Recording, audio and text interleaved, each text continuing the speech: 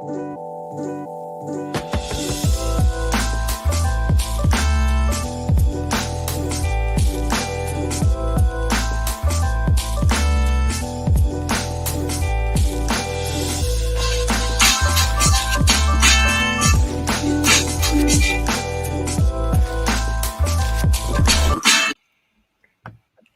afternoon, everybody, and welcome to Building the Black Educator Pipeline Podcast. I am your host, Shana Terrell. I'm Director of Pipeline Programming at the Center for Black Educator Development. And welcome, everybody, this week. So as we know, the fight continues. The fight for freedom and liberation for our people just seems to be a never-ending fight out here in these streets. But I'm going to be committed to continuing my journey as an educator activist. To dedicating my life to this fight. As always, I'm representing from the South Bronx, but will never, ever forget that I've been adopted and loved by the Philadelphia community. So thank you, everybody, for joining this week. And shout out, as always, to our co-conspirators for supporting the show. So this week, we will continue to elevate Black male voices building the educator pipeline. I'm excited about today's show. We'll be talking to the educator pipeline pioneer himself about constructing the Center for Black Educator Development, a movement for liberating education. We'll also be introducing a call to action today that focuses on teacher diversity. As we know, teacher diversity continues to be a national issue. The diversity of students and of the student population in public schools are not reflected by the national teacher workforce. Unfortunately, this can result in students not having a single teacher of color their entire K-12 experience. Upon deeper reflection, what consequences does that have for Black children?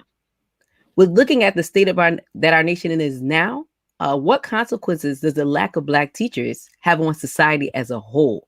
So if you're watching, I would love to hear your thoughts and comment on those questions. So what consequences does the lack of Black teachers have for Black children?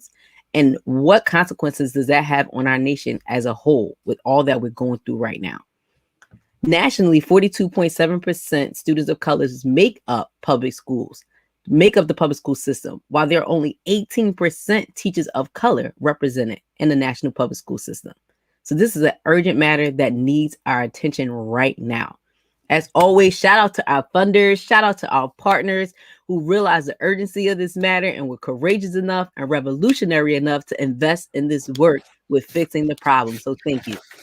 And shout out to Citizens Ed for giving the center this platform to talk to real people about real things in a real struggle with real solutions.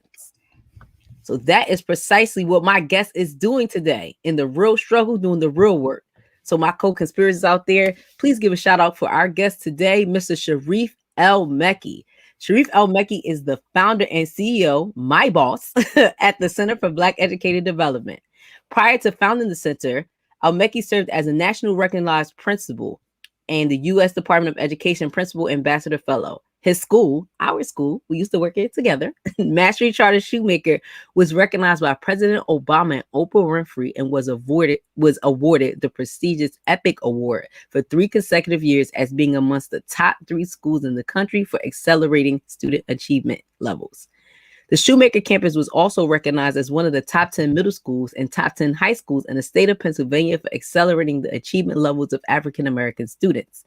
In 2014, El-Mekki founded Recruiting, Retaining, and Developing Black Male Educators. El-Mekki blogs on Philly's 7th Ward and is a member of 8 Black Hands podcasts and serves on several boards and committees focused on educational and racial justice. So please welcome to the show, the pipeline pioneer himself, Sharif El-Mekki. Hey, Sharif. Hey, Terrell, Sister Shana. Yes. How's it going? How's it going? Going good. And we are so excited to have you on today. I know you were awaiting your invitation to come I didn't think I was going to get one in 2021. I was like, all right, maybe in 2022, I might, earn my way on. But no, it's been really great watching and learning and meeting new folks through the show. And really just and I've appreciated just this idea that you have about not only building a Black Educator Pipeline, but also in many ways rebuilding it. As Dr. Carr would say, like, hey, there were pipelines. There were some definitely underground railroads to leading classrooms and building schools. So definitely existed. But I'm excited to do this work with you in rebuilding the yeah. pipeline. So before we jump in today and talking about the center, there's a call to action out there that we as a center are doing with Brightbeam. Can you talk a little bit about that? Yeah, so this idea of the call to action is really to elevate the prioritization of building a Black educator pipeline and diversifying the teacher workforce. We know that Secretary Cardona believes in that. He's an educator of color himself, and so this idea, and he's expressed that this was important. What we get concerned about is that often things that are urgent to us are just important to institutions, and particularly Department of Ed, right? And so if we don't say, like, no, not only is it important, it is absolutely vital for our students' achievement levels to include more diverse teachers immediately. It could be pushed on the back burner, and still you can have something simmering on the back burner of a stove, but it's not urgent, and it may lose attention, right? The things that get prioritized are the things that are in front of you, the things that you're working on diligently. And we want to make sure that, while we're dealing with this pandemic and we're dealing with the endemic of racism, that there's a nexus that lives in schools and education. And if we look at schools as one of the, if not the most important institution in this country and in any country, then we have to make sure that they are conducive for Black student learning, Indigenous students, Latinx students learning. And we know that more teachers that look like them, more educators that look like them, that share cultural background and experiences, that has to be prioritized. So we don't want to get lost in the shuffle and saying, like, oh, it's important. Next thing you know, it'll be 4 years later, we'll still be talking about the same thing,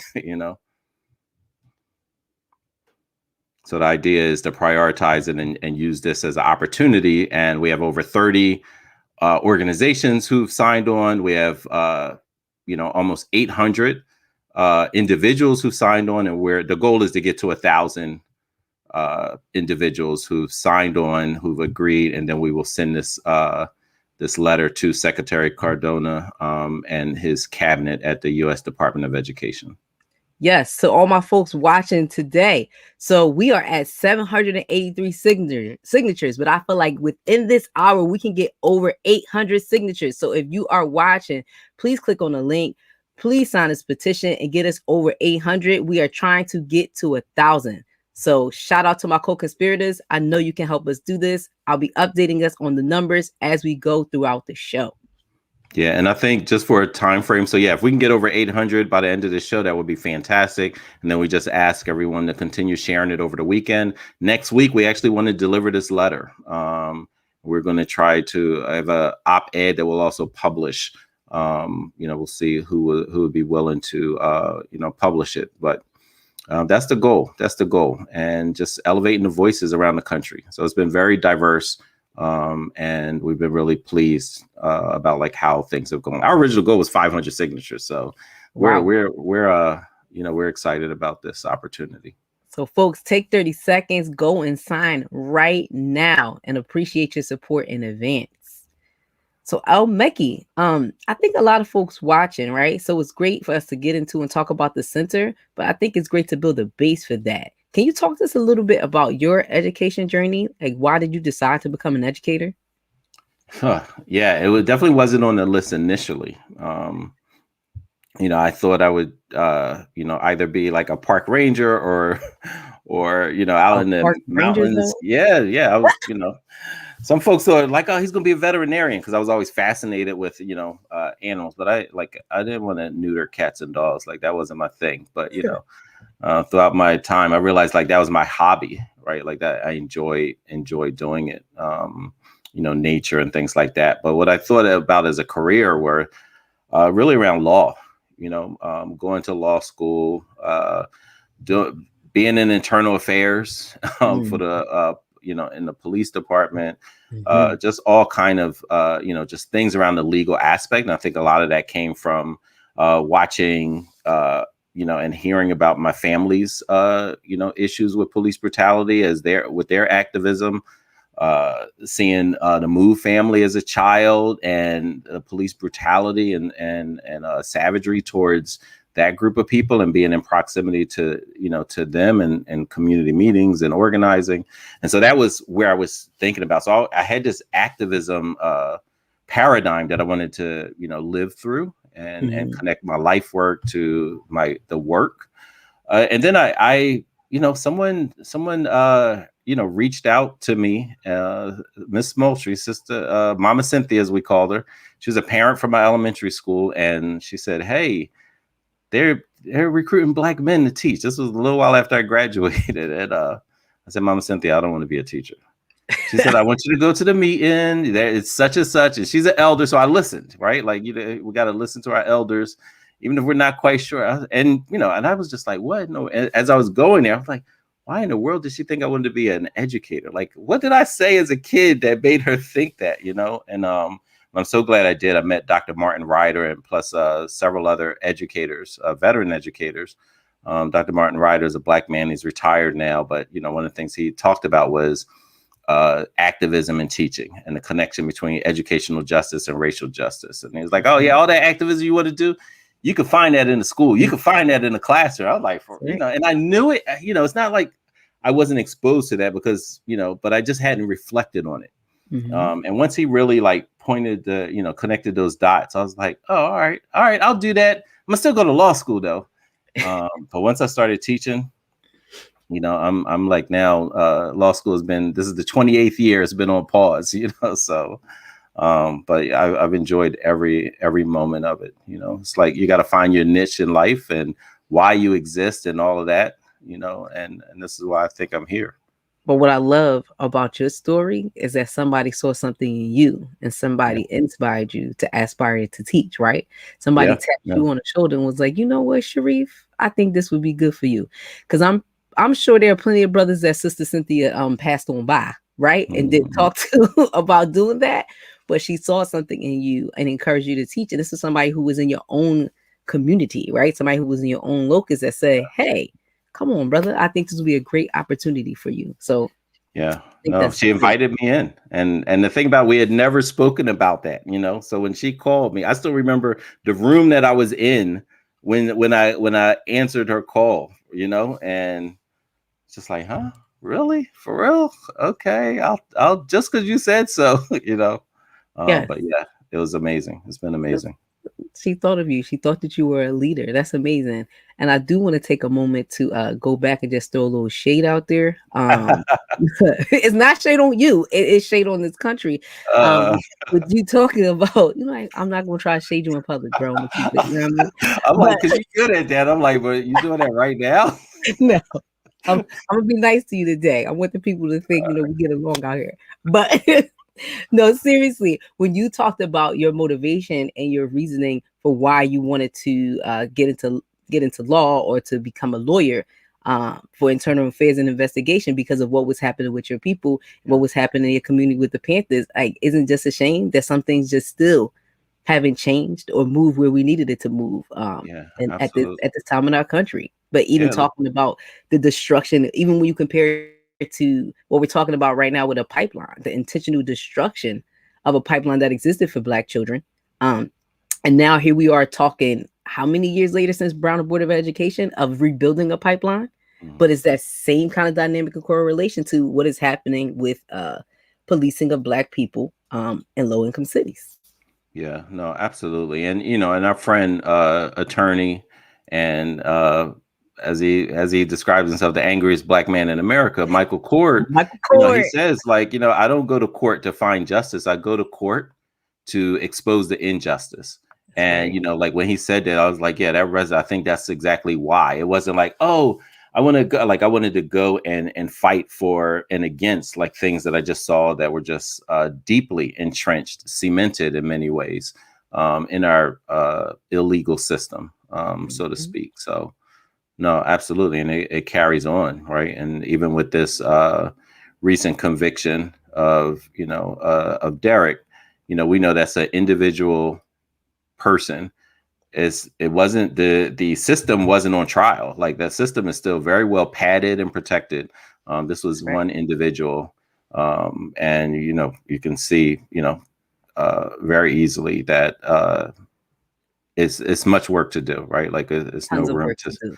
to celebrate. The very next day. No, at the same time, the young lady, the 16-year-old, killed 15. because she had a 15, Yep. because she had a knife. Like it's just shot 4 times, or shots fired, right? Like I don't have all the details, but just thinking like how does yeah, I mean, Well, thinking it's in terms of like infuriating. how do you change the system? You made a good point about an individual being on trial, and not the system, because the system is what allowed him to kill a black man. The system is what allowed that young lady to be shot 4 times. It's the system that is empowering and enabling these people to commit these egregious acts Yeah, I against. think Walter Wallace last summer, in Philly, right? Like same type of scenario, Yeah, or children being arrested and spray painted in the face. just You know, ridiculous. yeah, I But mean, it's just it's a like system outright war on the community. on the community is exactly what it is.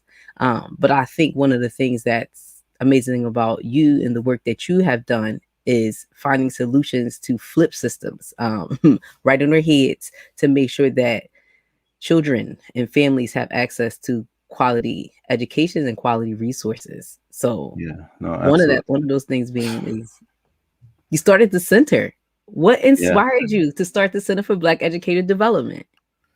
I think a lot of it is like love and rage all at the same time. I think so. When I think about my career, I'm like, so much it was like I was mad, I was angry. Like, what? This is what's happening. When you saw, like, when Dr. Mark Ryder talks about educational justice and racial justice are the same thread, and then when you really go in depth and see, then you're analyzing your own experiences or your friends and family's experiences. You start saying like, hey, but there's also love for your people that drives you and fuels you, and say like, hey, you know what, like our children deserve, much more, right? And like, the system is jacked up. Like, how do we put some holes in it? How do we, undermine this, as we're building, right? Build and destroy kind of thing, as Amir Suleiman would talk about it. I think a big part of it was just, I was kept wondering, like, what would happen if a team came together and focused on this, not just on nights and weekends, not just, periodically, but like if their all day was working towards building a Black teacher pipeline. Like, how would that look? How would they come together? What were the mechanisms that that could be used? And and then the center. So conversations, with you and Dr. Seaton and many other folks, like everybody on our advisory board and board, like, right, like these are like ongoing conversations. And they say, like, whatever you can't stop thinking about, maybe you should be paying attention to it. And the Black teacher pipeline was definitely something that I could not stop thinking about. So let's talk to the people about what are we doing? What's happening at the What are we center? doing out here? What are we doing out here? Yes. Look, we're doing so much. I mean, and I'm so grateful and honored, like, to be able to have the privilege of serving the community in this particular way. That just I think throughout my career, like your work and life, for me, and people talk about like balance. I don't know what that means, because it's always been the same thing, for me. And so I appreciate, like, when people say, like, talk about self-care instead of balance, because to me, life is the work, and my work is my life, right, kind of thing.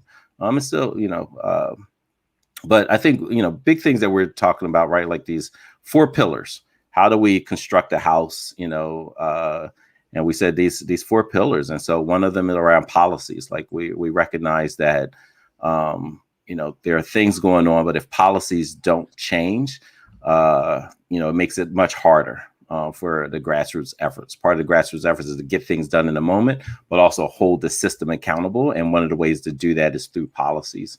The other one is professional learning. Like, every educator, anybody who's in front of children, particularly children that have been purposely oppressed, should constantly develop. You're more effective. The more reflective you are, the more effective you'll be, right? And so part of it is internal, but then some of it is also external. Like, how do you sorry, my alarm went off for some reason. How do you address that? And we do it through coaching, workshops, mentorships, so on and so forth. The other one is pedagogy, which I was just really passionate about, because this idea of how teachers are developed and trained. Typically, they're learning about white educational theorists, white behavior theorists, white psychologists, white human growth development theorists, all of that. And then they're being sent to our communities to teach Black children. And so they don't know anything about, Septima Clark, Dr. Jawanza Kunjufu, Dr. Carter G. Woodson, Nanny Helen Burroughs, right? Like the list goes on and on and on of all these educational giants in our communities who've effectively taught not only students, but teachers of students, leader principals of students. And, they're not the professors in many teacher colleges have no idea.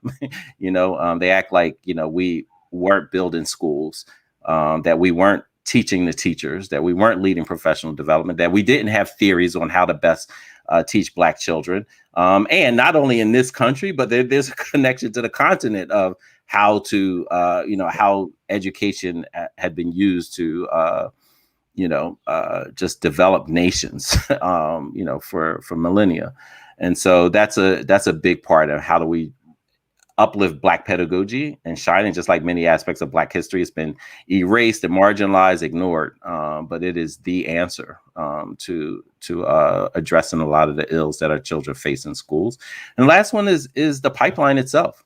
Like, how do we invite, the same way I was invited as this 21-year-old, like, hey, you should think about teaching. Like, how do we do that, but even earlier? When we started the fellowship, 17 Black men, all, well-educated, doing, serving as leaders in our sector in education and schools. Not a single one of us had been invited as a high school student or a college student. We all came through an alternative cert program of some sort to become a teacher or a career changer or something like that. We're just like, why were we just invited now? And so we just wanted to start that earlier, and with the blessing and having, you're always leaning and standing on the shoulders of giants. And for us, the Freedom School movement, nationally, starting with Charlie Cobb, right, with the Freedom Summers of SNCC, with Mary Wright Edelman, and the variants that we see in Philadelphia Freedom Schools, like using that as a model and say, hey, suppose this was actually a teacher prep program as well. And so that's what we're doing. We call them the 4 Ps, the 4 pillars: pipeline, pedagogy, professional learning, and policy. Yes. And shout out to everybody signing the petition out there. We are at 792. So dang, your audience ain't no joke. You got a little community going on. You got a little community. We're aggressive out here. All right. Out here. We're not playing with y'all, right? Confrontation doesn't always equal violence. It equals signing a petition. Okay, our commitment to getting more confrontational. So please get us over 800 and sign. So we got all this stuff going on, right? So I know people are saying here like, dang, you got the 4 Ps. That's a lot. So then the question might beg, like, well, how are you doing all this, right? Like, how do you intend to make this all come together? Because that's a lot. Yeah. Well, you know what? In elementary school, I went to a black school, Netamu Musasa. Shout out! I know you had the founder and Principal Mount Fasaha trailer on here. You can't call her Mount Fasaha, but like I'm allowed to call her. I'm gonna just call her by first name, but she come get me. Disrespectful. but yeah, like I think one of the classes that we took, we didn't have gym in as physical education. We have martial arts. And through that, one of the things, and so that was dispersed, like that was the standalone daily class that we had. That was our summer camp, was Vitasana. So that was the summer camp. And I learned so much about like teamwork, having top talent, having the practice until you can move towards perfection and excellence.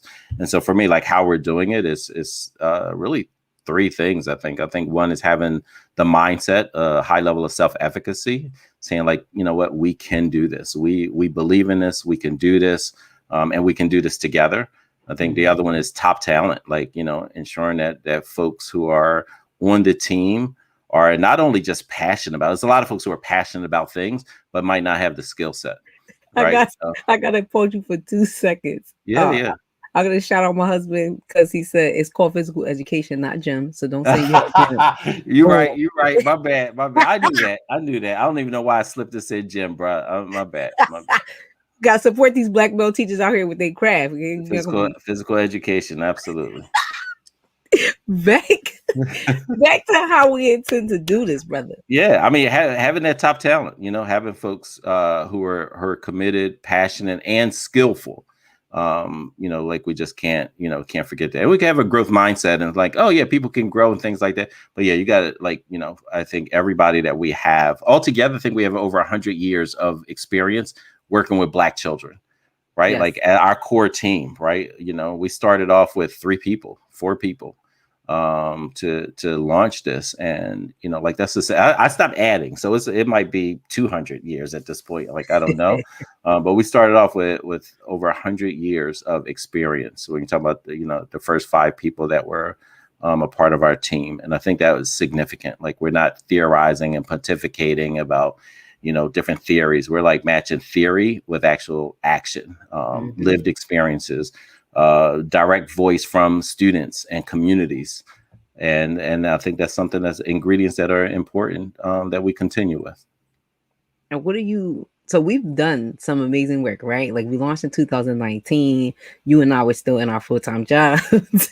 Yeah, I mean, really, in some ways, we launched in 2018, right? Like our first pilot, when we said, like, hey, this might be an idea. Like, hey, come here.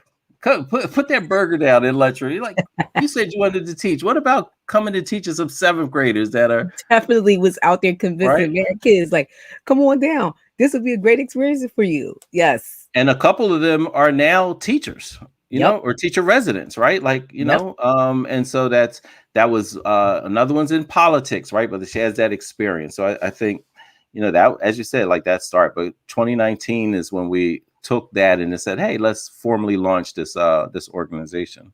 And one of the things I want to lift up when we were doing the work back in 2018, that when you look at folks who are going to be teachers, it's not your shiniest penny out the bunch. And sometimes it's not your most sharpest and smartest student in the classroom. You make jokes all the time about if somebody had to go back and look at you and how you were as a student, especially in high school. You ain't got to bring all that up right now.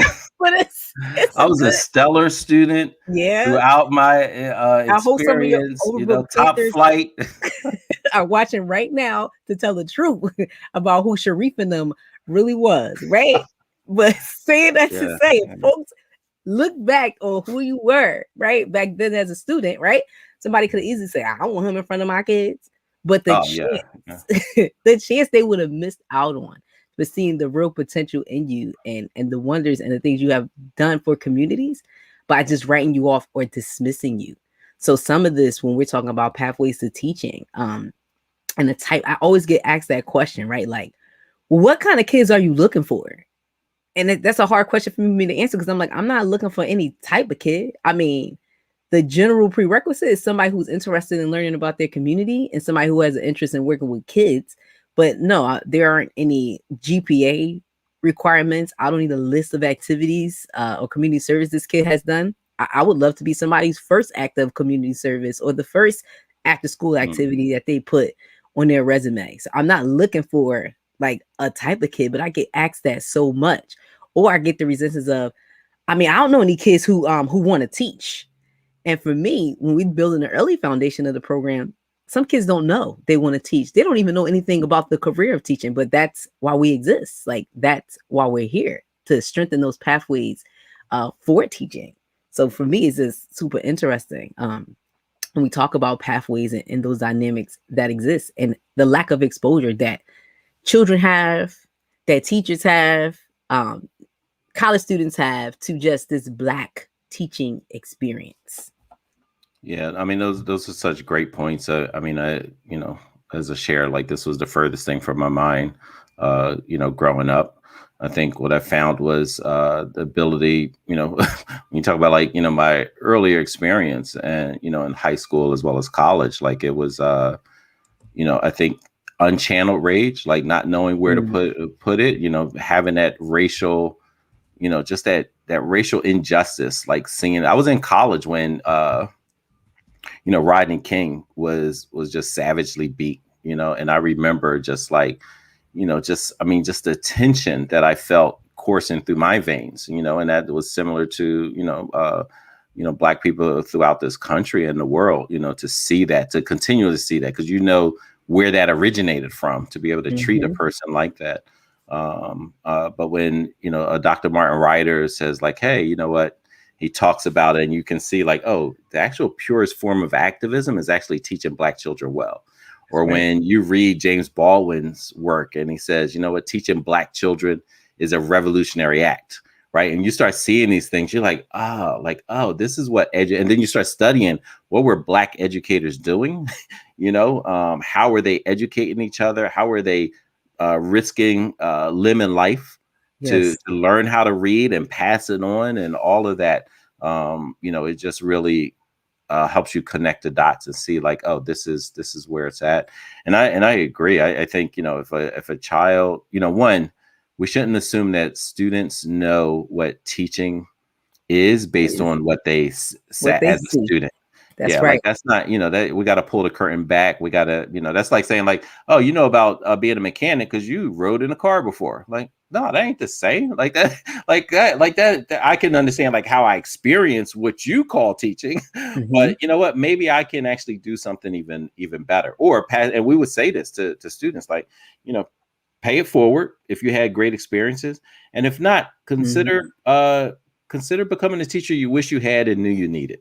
That's right. What might that look like? What might that look like if you're the vanguard for your younger sibling? Because whatever experience you had, that you got younger folks in your community coming behind you, right? And are there ways? And a part of that, and I always say this, is building our own schools, right? Like it's not just, oh, come, work in whatever type of existing school, but like put that as part of like activism too, like building schools for Black children where they can thrive, where they can be fully themselves, and pursue their God-given talents.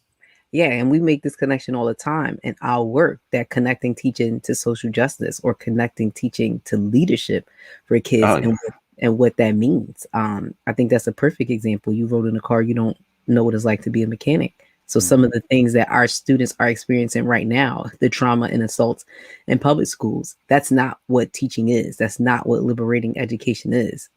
That's not who we want you to be, right? We need you so we can build, so kids behind you can experience a better education than you did. So facts all the way around on that. I mean, and it's so important. Chris Emden, he came to one of the convenings we had and he talked about, presenting teaching as an option to some Black children is like asking them to return to the scene of a crime. That's how horrific their experience was. And we've spoken to students when we did our Why I Teach tours. Shout out to Roy Pace, right? And they would say like, I'm having a negative experience. Why would it come back? And just like, have you ever tutored a friend? Have you ever helped a sibling? Yeah, I did that. Have you ever mentored or just helped someone and gave them good counsel? Yeah, I did. That's teaching. Is there content you love? Yeah, I love to do. I love to build. That's teaching, right? Like, and so they're like, oh, that is. And then you tie in the activism and the revolutionary aspect of it, the sense of justice and fairness. They're like, oh, all right. Well, tell me more. Like, let me hear about that. I can get down with that. So with all this work and this launch and everything we're starting, what do you think you're most proud of so far? Right? Like, what do you want to talk about and scream from the mountaintops about this work we've done so far? I mean, so far, what I'm most excited, and I brought this up at our leadership team the other day, right? Like, or our Freedom Schools team. This summer we will have, so I'm gonna talk about like what we're going to do, and also it's connected to what I'm proud about in the past.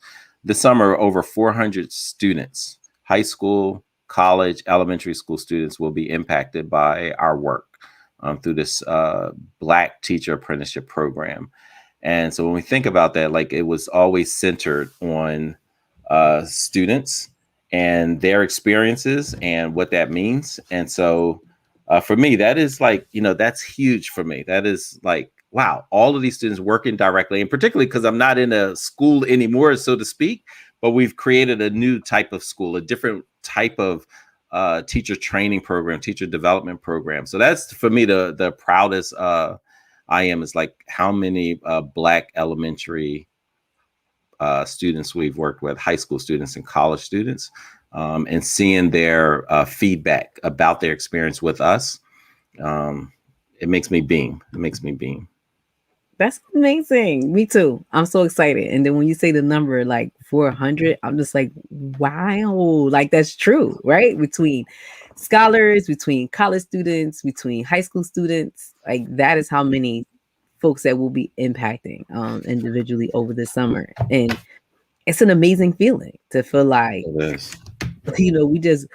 we grew from our little probably under We 200 had that 9. first year. Like, I Oh, mean, you the talking first. about 2018? I don't even know. We had like the 15 middle schoolers, 6, 7, 8 high schoolers, and a couple college students thrown in there. Super small.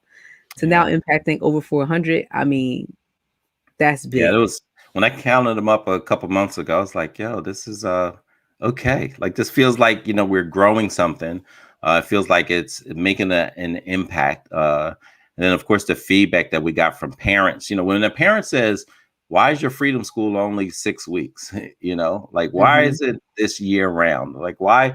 Like to me that was like some just fantastic feedback of like, "Hey, we need more of this." And when you serve the community and they're the ones that's telling you like, kudos, we appreciate this, we enjoyed partnering with you, because that's what it is. It's a partnership, right? Like they're trusting us with their Yes. children, with their children's brains and psyche. Like, I mean, like if you don't look at that as the most important work, like I don't know what to tell you, right? Like it's such a trust, and in Farsi it's like, or it's called amanat. Like, and if someone gives you a trust, it is like the highest form of care that should be taken, and a child's brain and their spirit. It's an amanat. I'm a um, not. yeah, and I think that's what we go through this process of serving our community as educators. That's what we're given. We're given a trust, the most treasured and prized and important amanat. I'm a not. So I like it's that. not even a good word for it in English. My little brother used to write poetry in like Farsi, and we're like, "Why are you writing Farsi?" He's like, "English can't describe how I'm feeling. There's no English words for how I'm feeling." So like sometimes it's like that. You need a different language to A different express language. some of the things that are of high importance. Yes, I'm a not. I like that. Mm. So one of the things I talk about that I cut out of my monologue this week, but I knew we were going to talk about it today, was the concept of our 444 model. Mm. Because I think folks are definitely paying attention to what we're doing right now, love all the work we're doing, but would love to know how we're going to expand over the next 10 to 12 years. And I know a lot of that work is going to be done with our Black Teacher Pipeline Initiative and our 444 model. So can you speak a little bit about the construction of that? Yeah, and those from Philly, they know Moses Malone back in the day was like 444. So that's what this is all about. But it's really like looking at the Black Teacher Pipeline as a 12-year model, not like, oh, you just graduated, come teach. It's being thoughtful and deliberate and strategic and saying like, you know what, if we actually want to change systems and systematically, then we have to have a long view. Short view, yes, but also a long view. And for us, it comes out through this 444 model where we're investing in high school students, early experiences and exposure, right? Not just having a coursework and classes about theory, like how should we think about Black children and their education, but also clinical experience of, hey, here are some best practices and moves, instructional decisions, and teacher moves, leadership moves, right? Mindsets. Mhm. So we can start that in high school during those 4 years. And so that's one of the things I love, our intergenerational approach that builds on, Philadelphia Freedom Schools and other freedom schools, right? It's the elementary school, it's the high school, it's the college students, and then it's our staff, right? And so you Mhm. got 4 levels, 4 different groups working together. And so then you have high school, right? And then you have and we're also looking at different things like, hey, we've had students who are like, yeah, I want to be an education major, but they're driving to King of Prussia Mall to flick burgers in a chain restaurant. Like, Mm-hmm. hey, would you consider teaching and be paid and get a paycheck? Yeah, I would do that. Like that's what I actually want to go to school for, right? And so tying that to financial support for it as well as the skills, and same with college. Not only the apprenticeship, paid apprenticeship, and the coursework and the workshops, but also being able to have last dollar scholarships, supporting scholarships for black potential black educators, and then continuing the first 4 years of teaching. We know the attrition rate is super high. Not only are folks not prepared well, but then they're not supported well. And then we would do that. We would continue our support in the first 4 years of their teaching career, as well as give them bonuses, because we're saying, like, you know what, the black mind is so important.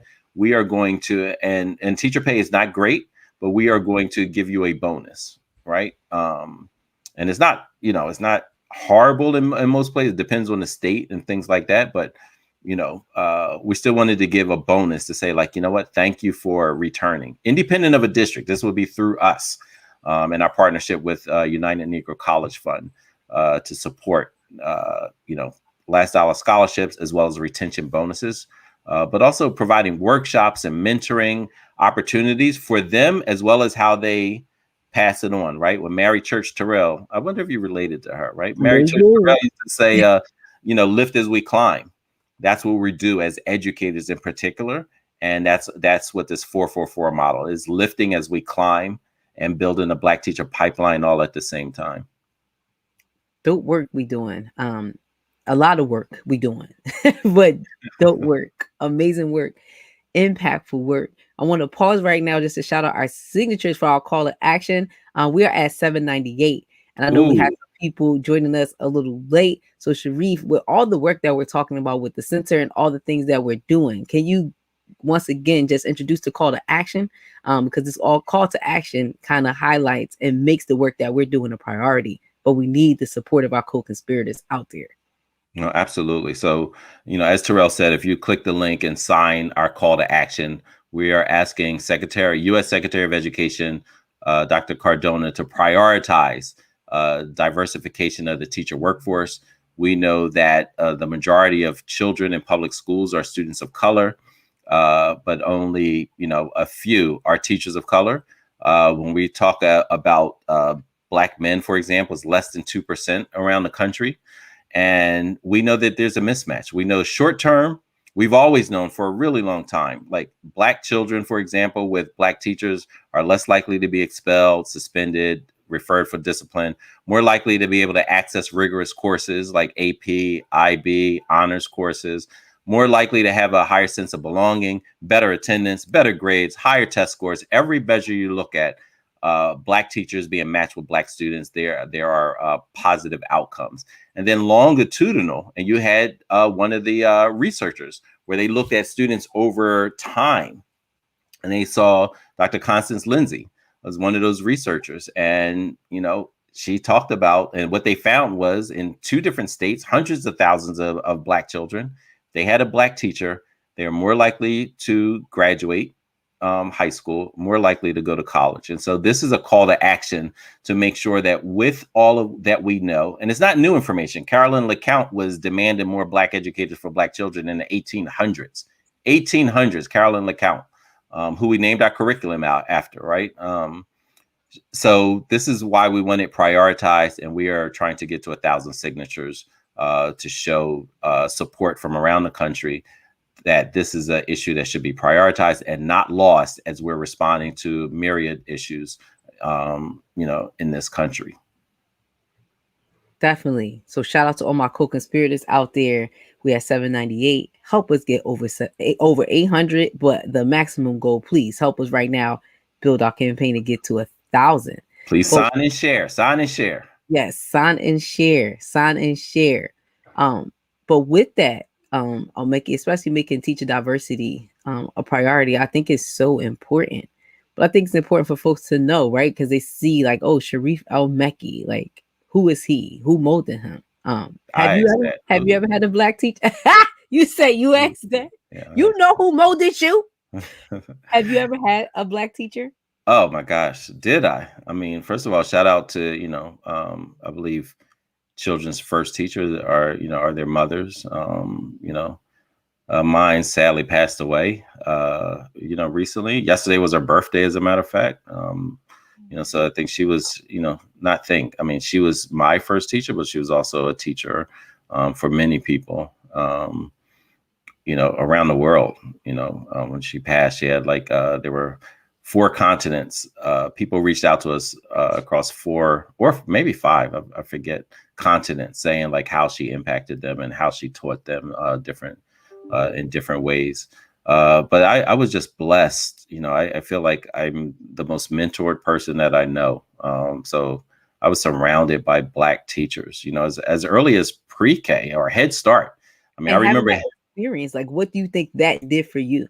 Right? I Like, mean, how was that each one, formative in your life? yeah. I mean, I think one, just love and passion for the Black community. I think that's one thing that was just instilled. Like, I never felt not loved. Even if I Mhm. was making a mistake, even if I needed to be correct, even if things were rough, or I had to, like, I never felt unloved. I think that's a primary part of what drives me, because then I never fell out of love, and how I viewed the Black community. So I think that's one big part. I mean, I remember Head Start. My earliest memories of like a classroom type of setting, where like in group setting outside of my home, was on my cousin's porch on 63rd Street. Dr. Suzette Hakeem, who's my cousin, who was a sister of Black Panthers. She had a kind of a head start where we learned how to read, right? So as 4-year-olds and 5-year-olds, we're in there learning the alphabet in a different way and learning phonics and being taught by this brother. And I reached out to my cousin, like, what was that brother's name? I just remember this elder, and we'd all be sitting there and he's teaching, right? And so that's my earliest memory outside of my mother. And then to be able to go to, whether it's ICCS that was on Broad Street, an Islamic school, or then Nithal Musasa, where I spent 1st through 6th grade, and there were only Black teachers in there, Black teachers of excellence. I'm still in touch with so many of them. As I said, you had the founder on the show. We still are always talking, emailing as a collective. And so that impact also taught me community. So you start with love, you start with community, but also like high expectations. I mean, the thing, I don't know folks who left Nithal Musasa unable to skip grades, Mhm. multiple grades. I graduated high school at 16. So did many of my classmates, right? Like it was that type of setting. The things that we had to do, whether academically, physically, like as a martial artist, it was profound, right? And so when I look Yeah. at that, when I look at like some of my classmates, right, like all my classmates, I think just about serve community in some kind of way. Um, Mhm. and it's just really been amazing. I mean, shout out to Dr. Ayla Stanford. That was a classmate, right? Like, and seeing the work that she's doing, her love for the Black community. And I think about like, oh yeah, you know what? Heck, I remember we were sitting next to each other as elementary school students in that same atmosphere, right? And like how many students were just ignited. But we also had political education. So I think that's the other part that I think I benefited from. As a 5th grader, I had a political education course, right? And so we were constantly talking. It wasn't Black history; it was just history. Like, hey, here's what the perspective. We had a very specific revolutionary, paradigm that we were learning in, and I think that continues to influence how my worldview. But there's two things about that experience that are so important, right? Like what a network or conglomerate of Black teachers can do for Black children. But Yeah. we also hear the term like all kinfolk ain't all skin folk ain't kinfolk. So Hmm. what well-intentioned, right-minded, and like-minded Black teachers can do for Black children. You can have a Sharif El Mekki and have an Ayla Stanford join this world and largely impact the communities that they serve. And as you were saying it, I was laughing in my mind, like, yes, Sharif, yes, Ayla. Because there's a whole group of folks out here who don't want y'all, right? They don't want that kind of rise up. They don't want these kind of children to be birthed and to be born to impact this world and to truly make change. But if we all work together, there could be hundreds of Sharifs, there could be hundreds of Aylas in different communities around the world. impacting change. And that is what we want.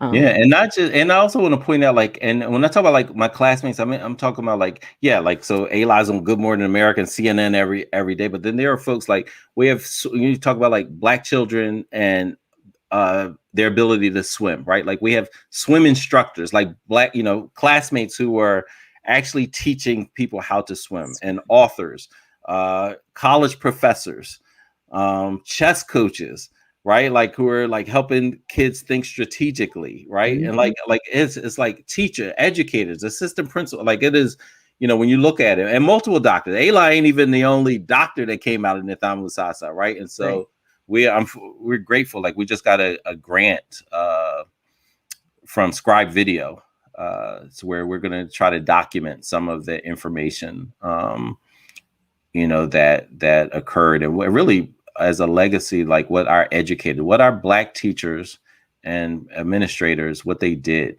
how they did it, as much as possible. And just to lift up the sense of responsibility that they held to the community, right? Responsible for our community, responsible. Ayla, your classmates, all of these people who are out doing work, teaching kids how to swim, chess, whatever, all of that is because folks knew that coming out of that school, that whatever they did, they had a responsibility to their community. So I just think that, I mean, and Nguza Saba was our yes. That was our, I don't even know what we used to call it, but like those are our values. Like that's what we memorized them. Like when it wasn't a Kwanzaa thing, it was an everyday thing, right? This is what principle does this apply to, young man, right? Like those were the conversations.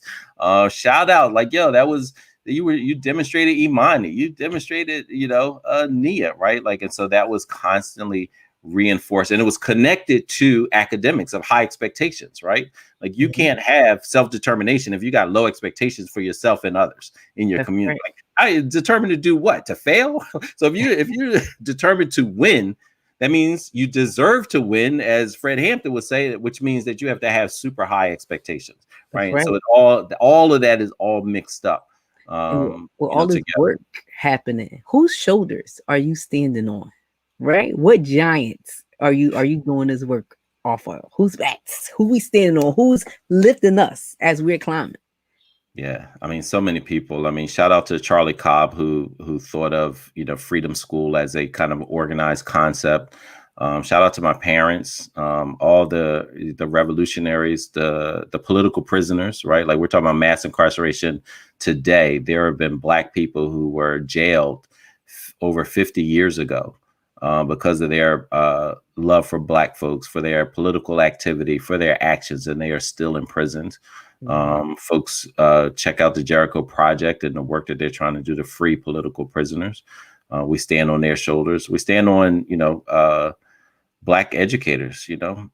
We did a 28-day Black Educator Hall of Fame in partnership with Philly 7th Ward and Citizen Ed. And, it could have been 100, right? Like we can do that for the next 20 years, and then we'll need another 20, right? Like just the amount of folks, whether it was, the riverboat school where, Black folks were having a school on the Mississippi River in a daggone riverboat, or night schools, or, like whatever, to Carter G. Woodson and Lucy Craft Laney and Marva Collins. There's just so many Black educators to name. So I would just say Black educators as a whole, who connected racial justice and educational justice. And we're looking at education as a liberation effort, not just you can improve your lot kind of thing, but like, no, this is absolutely for liberation. So I think a big part, and always, Malcolm X, when he talks about, only a fool would allow his enemy to educate his children.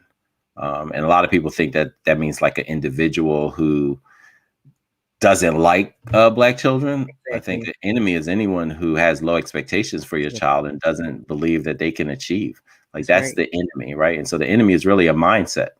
It's not just the individual as a person. It is a mindset that's pervasive and that feeds a system, and the system protects, right? It's okay to have low expectations for Black children. Like you're actually protected if you do that. And so existing within a system where they do not believe that our children can achieve. Shameful. So if I had to choose one, one person outside of the folks I know, I would say, Dr. Carter G. Woodson is, one of the folks that I really, him and Lucy Craft Laney, combination. But there's so many, I can't even name. But we stand on the shoulders of giants. We stand, we lean, Yes. on them, because sometimes you're just like, yo, like, I'm how did our tired. ancestors do this, right? Like, and a lot of times I'm ashamed to even say, like, I'm tired, right? Like, just because when you think about what they accomplished, like, yo, I should not You fix ain't my got no lips business to talk being about tired, it. Like, right? no business complaining, like, at all, like, and like, we haven't accomplished anything compared to what they did, so, Yeah, yeah. that's facts. So, what advice would you give to some people that are trying to either duplicate our work or duplicate the work of our ancestors? Saying that to say because 2019, we stepped out on a limb, right? We had a little money, but Faith, we had some faith. faith and we had some hope that was gonna get this thing rocking. So, what advice would you give to somebody trying to duplicate these efforts? What would you want to tell our co-conspirators? Yeah, I mean, I would start with faith. I think, as a as a Muslim, my spiritual guidance, I think, is always tied to my everyday life. It's not just a, kind of a Friday thing. It's like a mindset of a connection to, to a creator, something bigger than us. And so I think that's, first and foremost. I think the other piece is really your why, like really thinking about, like, what is your why? And then thinking about strategy. I think a lot of times, again, people are passionate, want to do things, but actually think about the strategy, and then who can you go with, right? Like, who's your tribe, who can help you in the work, not just like, oh, this is what I can do. I don't think I ever thought about it in that way, in any endeavor. Like, I've always been in community with others as a student, as a teacher, as a principal, and now as a nonprofit, worker, employee, leader. I don't know, but yeah, I'm just like, what's the right word there? But um, I've never been not in community, and so I think, making sure, like, who is your community? What is your why? Who is your community? Like, who's going to push and challenge you and also support you, right? Like, where's the love going to come from? Because love can fuel you through a lot of challenges. So that's where I would start. Like, what is a, design a plan. What's your why? Who are you trying to serve? Is this something that resonates with the people that you say you want to work with? 'Cause a lot of folks come up with a plan. This is what I'm going to do for them, to them. And they're like, yo, what about with us? Like, Right. how about, don't come up with a typed piece of paper already done and then say, hey, what do you think? Like, let's sit down together with a blank sheet. Right. And I think so much of, like, what we were doing is things we were hearing from the field, from educators, from teachers that we were trying to hire, from students who said, like, yo, you have nothing for me. What do I do if I want to become a teacher? If you want to be in the STEM, there's apprenticeships, internships, programs, partnerships, out of school programs. If I want to be a teacher, I want to learn about the art and science and mindsets of great teachers. Where do I go? How do I Right. do And that? so, Yeah. how can we answer questions? Think about, like, your work as if it's responding to a need, like you're answering a question that hasn't quite been answered, or maybe the answer was forgotten. Maybe you're, resurfacing it, which I think a lot of ways is what we're doing. So, Definitely. yeah. So, well, we are coming to a close. So first and foremost, before we close, I want to shout out all the co-conspirators. We are at 805 on signatures. Y'all, we reached our goal of today's show of reaching over 800 signatures. Well, please continue to share and sign so that we can hit the ultimate goal. Right now, we're moving towards 1,000. But before you go, Sharif, I'm going to give you opportunity if you want to say anything final to our co-conspirators and our supporters out there watching today. No, first of all, just thank everyone who's been supporting the Center for Black Educator Development for the past couple years. We continue to need your support. Best place to be are people's hearts and prayers. So we ask that you keep us in your heart, and definitely keep us in your prayers as we continue to work, expand these efforts, and this summer work with over 400 students across the country. We have over 20 states represented in our teacher apprenticeship, which is just so dope. And we'll have a couple in-person sites in Philly and Camden. So if you know high school or college students who are interested in becoming a teacher, exploring what educational justice could look like, exploring what building a community inside of a school and how that supports student learning, please have them come check out the center's website under the Academies tab.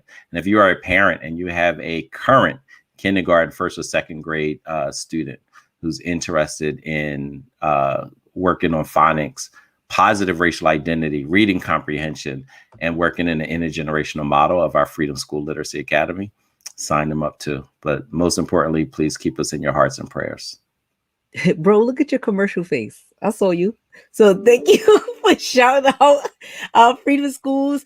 Much appreciated. We are closing out on apps, so please make sure you get those in. Parents who have already applied have been notified, so please check your email. And for high school students and college students who have applied, our enrollment process will be starting in the next 2 weeks. For high school students, actually in the next week or so. So please check out our website. Applications will be closing soon. So if you're interested, make sure you get those in.